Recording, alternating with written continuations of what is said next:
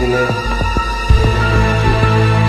আমি জিআরপি থানার আইসি এএসআই গৌতম দেববর্মা এবং স্টাফ সহ রোটেশন চেকিং ছিলাম উদয়পুর রেল স্টেশন। ওই সময় আমরা 3টা ব্যাগ রিকভারি করছি, প্রায় 20 কেজির মতন গাঁজা হইতে পারে। আমরা এখন নিজে সেফ কাস্টডিতে রাখছি।